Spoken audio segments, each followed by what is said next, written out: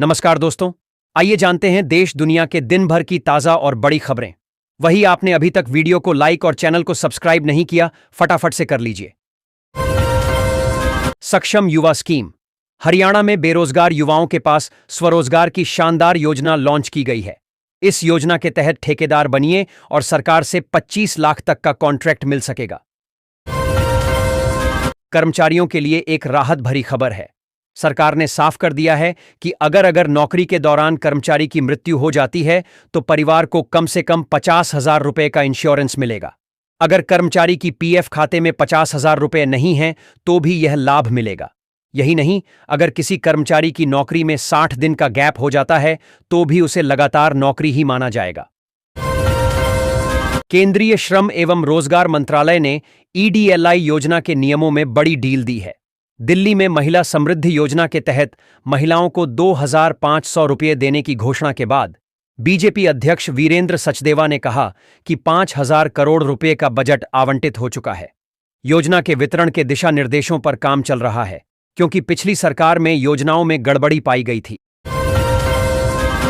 PM किसान सम्मान निधि योजना की 20वीं किस्त का इंतजार है। किसानों को उम्मीद थी कि 18 जुलाई को घोषणा होगी, पर नहीं हुई। जून से किसान 20वीं किस्त का इंतजार कर रहे हैं। पिछली बार किस्त 24 फरवरी को आई थी। जुलाई का आधा महीना बीत चुका है, पर कोई खबर नहीं है।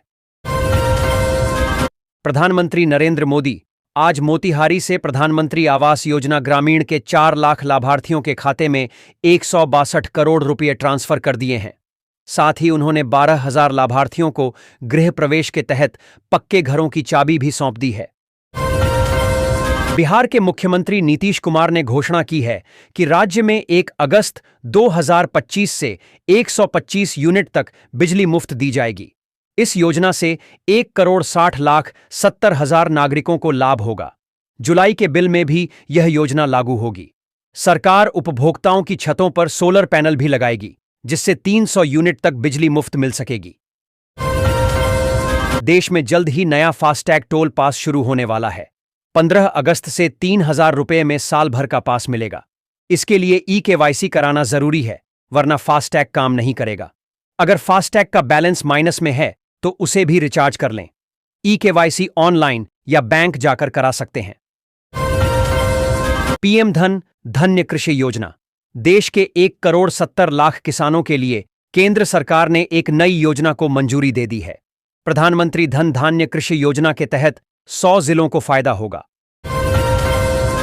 वाहन चालकों के लिए 15 अगस्त 2025 से काफी कुछ बदलने वाला है, खासतौर से उन लोगों के लिए जिन्हें सफर के लिए टोल बूथ को पार करना पड़ता है।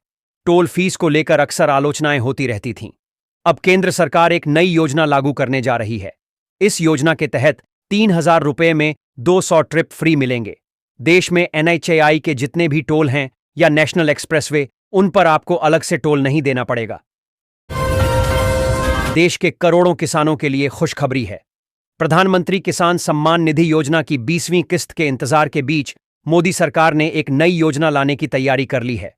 इस योजना का सीधे तौर पर 1.7 करोड़ किसानों को फायदा होगा।